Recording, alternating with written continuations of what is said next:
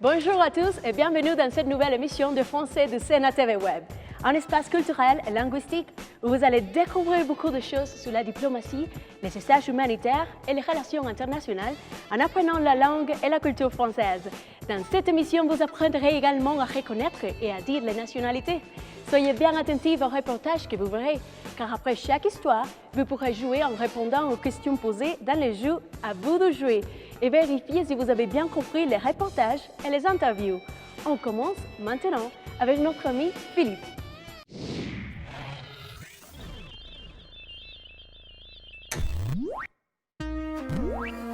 Hoy, bilingüismo francés. Capítulo 7.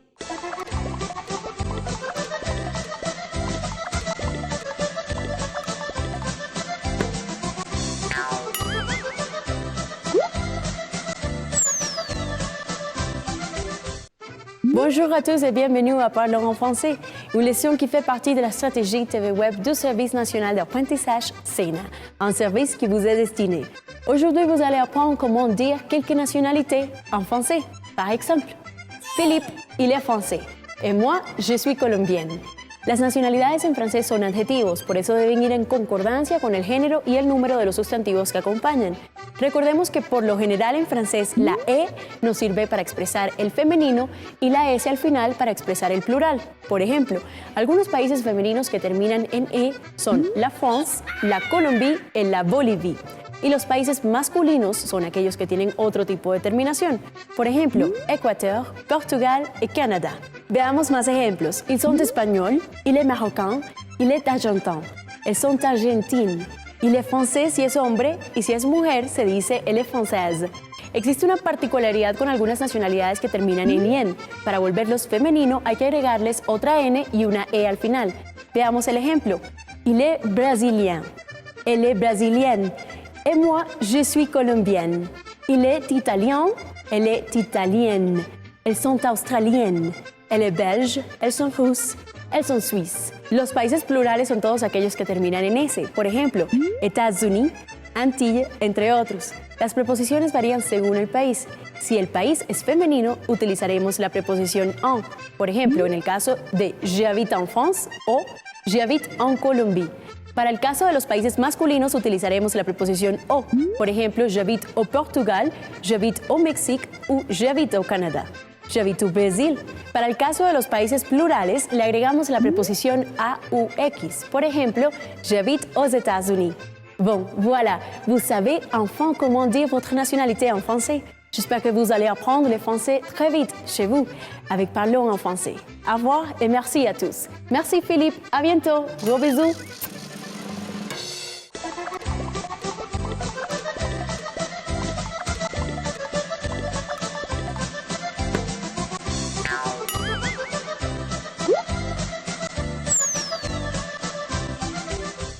Avoir la responsabilité de coordonner l'image de la France en Colombie n'est pas un travail facile. Pilar Agudelo est l'attachée de presse de l'ambassade de France ici en Colombie. Elle est franco-colombienne et elle va vous raconter en quoi consiste son travail et l'importance de la présence de la France dans notre pays. Pilar Agudelo, bienvenue sur Sénat TV Web en français. Le rôle ou les fonctions d'un attaché de presse d'une ambassade, comme celle de l'ambassade de France à Bogota, c'est la promotion de la France en Colombie. C'est la responsabilité aussi de l'image de la France dans le pays, dans ce cas-là à Bogota, en Colombie. Une attachée de presse doit aussi diffuser tous les événements que l'ambassade ou la France organise dans le pays et puis avoir une relation permanente avec tous les médias de communication du pays. Un attaché de presse doit aussi être en contact permanent avec l'ambassadeur, avec tous les chefs des services, les conseillers, des alliances françaises, etc. Organiser la communication externe de l'ambassade en Colombie.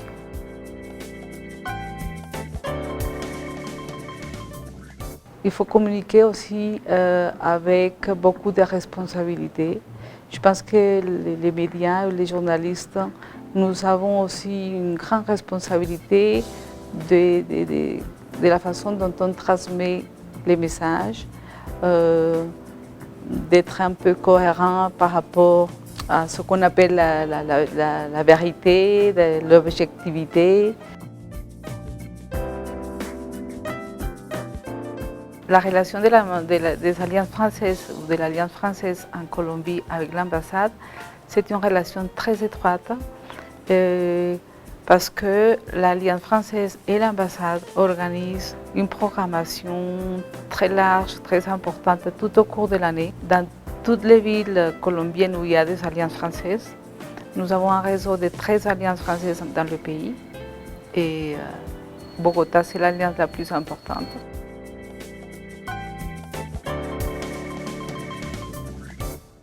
L'image de la France en Colombie, à mon avis, elle est assez positive.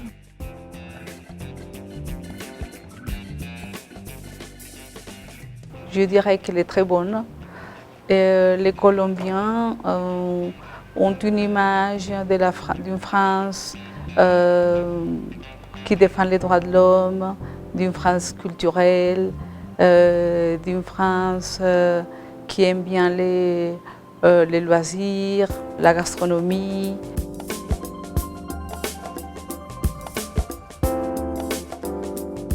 Si tu parles avec un Colombien et tu parles de la France, un Colombien il va penser tout de suite à la Révolution française, aux philosophes, aux écrivains, aux musées, aux paysages magnifiques de la France.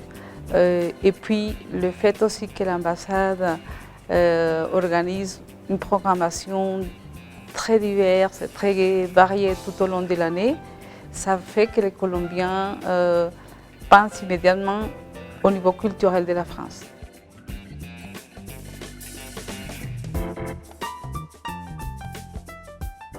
La presse online, maintenant, tous les réseaux sociaux, ça nous aide énormément à diffuser et à faire passer tout ce que la France fait en Colombie au niveau de la coopération. Donc, le résultat, c'est une image très positive.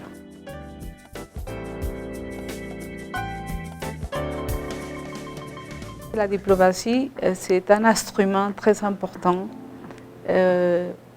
pour le dialogue des peuples, mais à la fois aussi pour le travail et pour aider quelque part. Quand on parle de diplomatie, on parle aussi de coopération, d'amitié, de dialogue. Et cette coopération, ce n'est pas seulement, par exemple, de vendre des produits ou une coopération économique seulement. La France, par exemple, a une coopération internationale très importante au niveau de la science et de la technologie, au niveau de la formation, de l'éducation des élites, par exemple, ou simplement de l'éducation, de permettre aux Colombiens de faire des études en France, de permettre aux entreprises françaises de travailler en Colombie, de donner du travail aux Colombiens, parce que les entreprises françaises qui sont en Colombie donnent aussi des possibilités de travail aux Colombiens.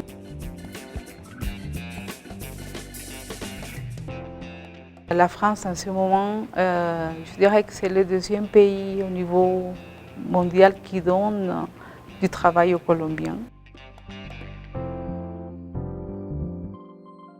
Donc, la diplomatie aide au développement des pays aussi.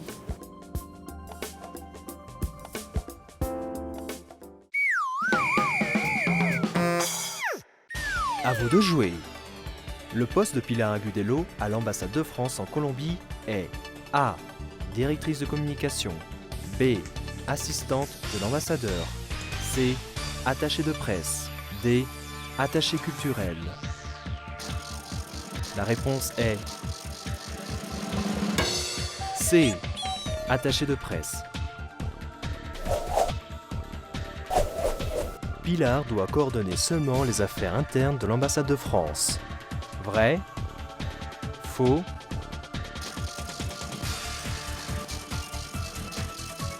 La réponse est faux. Pilar est en charge de coordonner toutes les communications internes et externes de l'ambassade de France. Saviez-vous que le réseau diplomatique français est le deuxième réseau diplomatique au monde ? En effet, le réseau des représentations diplomatiques de la France compte actuellement 158 ambassades et 97 postes consulaires répartis sur les 5 continents. La France est également représentée de façon permanente au sein de 17 missions multilatérales telles que l'ONU, l'OSCE ou le FAO. Imaginez-vous une Française spécialement venue en Colombie pour faire un stage humanitaire, un travail vraiment social, où elle a la possibilité d'aider beaucoup de personnes défavorisées. Maintenant, je vais vous présenter Margot Vayra, qui va nous parler de la motivation et du rôle de Antecho en Colombie pour aider les gens en difficulté. Et elle va vous expliquer l'importance des organisations humanitaires. Margot, bienvenue sur Sena TV Web en français.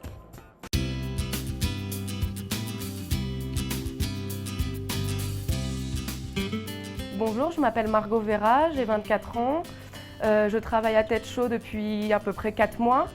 Je fais mon stage ici, mon stage de fin d'année d'études d'école de commerce. Et je travaille dans la partie finance, habilitation sociale, donc qui s'occupe de tous les budgets, tout ce qui est budget.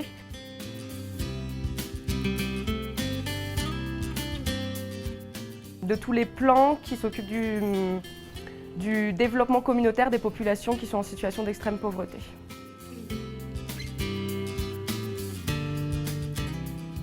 Alors Techo est une fondation chilienne qui existe depuis 1997, qui existe dans 19 pays d'Amérique latine et dans les Caraïbes. C'est une fondation qui a pour principal but de sortir les populations qui sont en situation d'extrême pauvreté. Et elle travaille, sa caractéristique principale, c'est qu'elle travaille conjointement avec des volontaires des universités et aussi avec les populations. Donc elle construit des maisons en bois préfabriqué comme celle-ci. Et ensuite, la deuxième étape, c'est qu'elle met en place des projets d'habilitation sociale comme des microcrédits, des fonds Techo qui, en fait, c'est donner des fonds à des populations pour qu'elles puissent faire des projets au sein même de leur communauté, des plans d'éducation, plans juridiques et d'autres choses.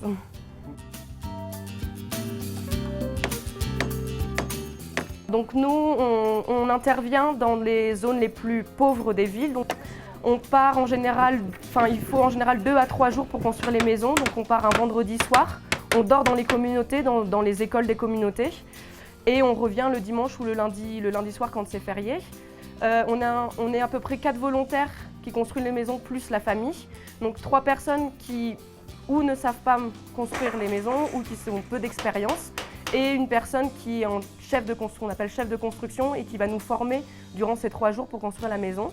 Après, la maison, comme vous la voyez ici, c'est une maison préfabriquée en bois et en tôle de zinc. Il y a 6 panneaux. 2 devant, 2 derrière et 2 sur le côté, et la maison arrive telle quelle, c'est-à-dire qu'il n'y a pas d'électricité, on met pas non plus les vitres, c'est vraiment une maison d'urgence.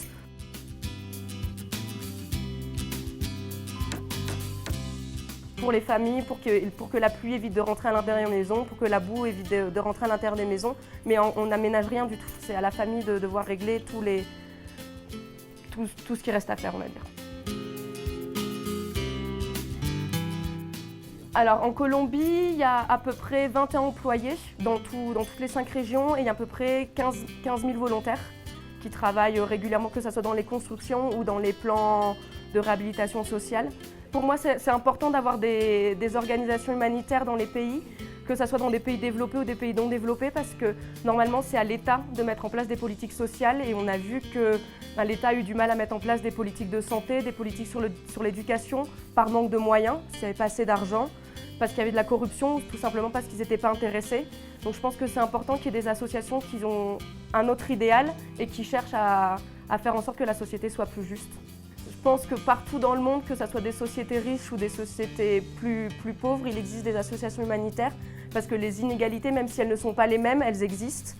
Et en France aussi, il existe des gens qui habitent dans la rue, qui n'ont pas d'argent.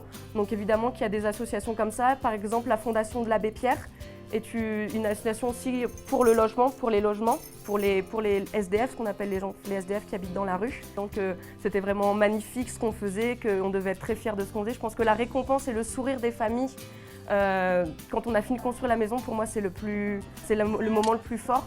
Aussi, je me souviens qu'un petit garçon, je lui avais demandé « Pourquoi tu es content d'avoir cette nouvelle maison ?» Il m'a dit « Parce que quand je dors, il pleut à l'intérieur de mon lit et souvent je suis malade et j'ai froid. » Et voilà, moi, je trouve que pour moi, la réaction des familles, aussi le fait qu'ils n'ont rien et qu'ils t'offrent du thé, du temps, du café, qu'ils t'offrent à manger, alors que vraiment, ces familles sont vraiment dans le besoin, pour moi, c'est vraiment le moment le plus fort de la construction.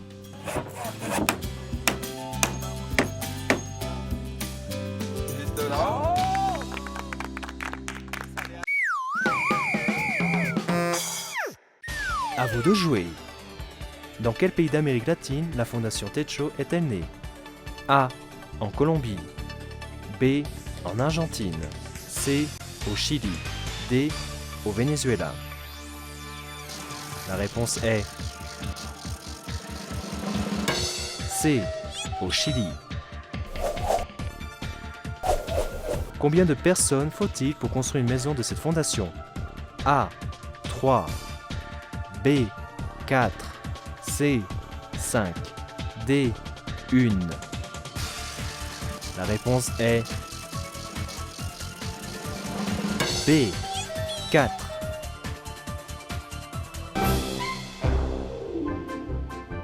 Saviez-vous que la francophonie est représentée par 870 millions d'habitants, incluant 70 États et gouvernements, dont 14 sont observateurs, répartis sur l'ensemble de la planète et représentant les 13% de la population mondiale.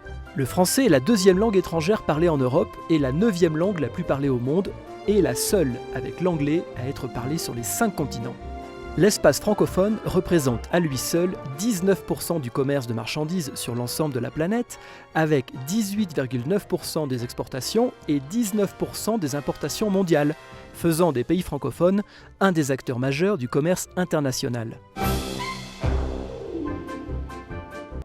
Le français n'est pas seulement parlé en France, en Belgique ou au Canada. Dans le monde entier, 32 pays ont choisi le français comme langue officielle. Et dans plus de 85 pays, on parle et on enseigne le français. Sur le continent africain, plusieurs pays arabes ont le français en seconde langue officielle après l'arabe, comme par exemple le Royaume du Maroc. Aujourd'hui, vous connaîtrez l'importance de la francophonie dans le monde arabe grâce à l'ambassadeur du Maroc en Colombie, M. Noureddin Khalifa, qui s'est exprimé en français pour Sena TV Web. Soyez donc bien attentifs au reportage suivant. Le français en Afrique est parlé par approximativement 115 millions d'Africains, répartis en 31 pays francophones, incluant ceux qui parlent français en première et deuxième langue maternelle. Le continent africain contient ainsi le plus grand nombre de francophones au monde. La langue française est arrivée en Afrique avec la colonisation française et belge. Les francophones africains représentent une partie importante de la francophonie mondiale. Le Maroc est un élément important de la francophonie et c'est un pays de grande valeur culturelle, mélangeant tradition avec les nouvelles technologies, donnant ainsi un résultat unique. L'étymologie du mot Maroc vient du nom de l'ancienne capitale impériale Marrakech, qui veut dire « terre de Dieu ». La religion est majoritairement islamique, avec un roi, nommé commandeur des croyants, détenant l'autorité religieuse suprême.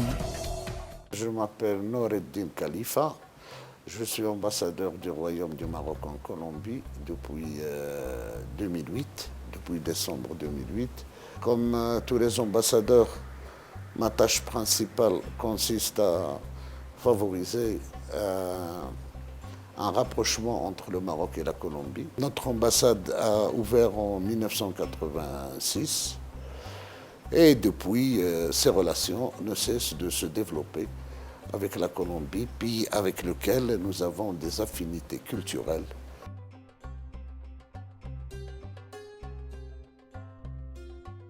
Le Maroc, c'est un pays situé au nord-ouest de l'Afrique.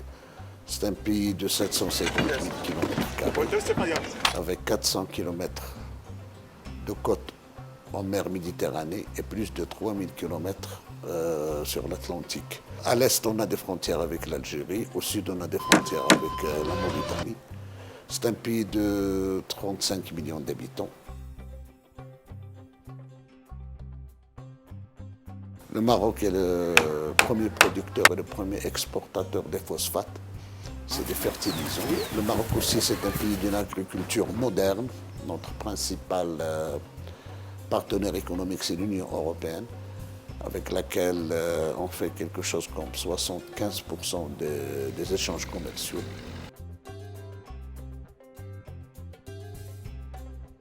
L'influence française est très importante. On a été un protectorat français entre 1912 et 1956.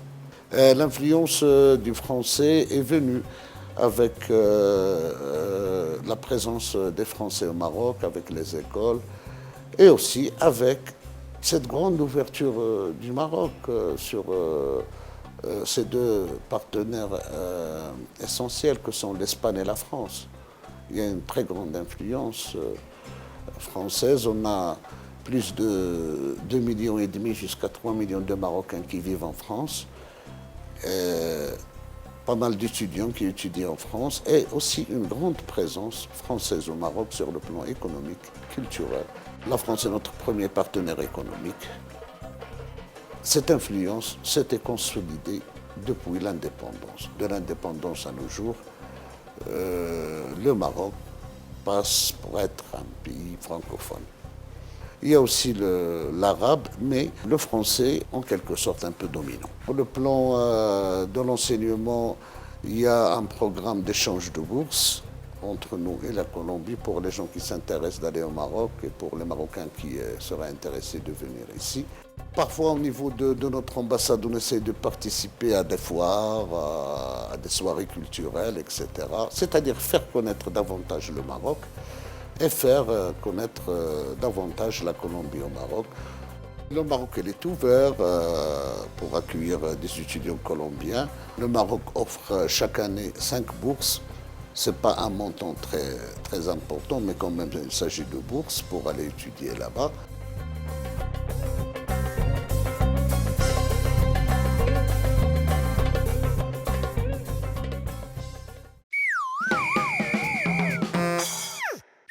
À vous de jouer. Le Maroc est un pays situé en Afrique. Vrai? Faux? La réponse est vrai. Le Maroc est un pays situé au nord de l'Afrique. Quel est le produit le plus exporté provenant du Maroc? A. Le phosphate. B. Le charbon. C. Le tabac. D. L'huile d'argan. La réponse est A. Le phosphate. Voilà, nous sommes arrivés à la fin de notre mission. Je vous donne rendez-vous très prochainement sur Sena TV Web en français pour découvrir et approfondir vos connaissances sur la langue et la culture française. Nous tenons à remercier l'ambassade de France en Colombie et l'Alliance française de Bogota pour leur soutien. Merci à tous, au revoir et à bientôt.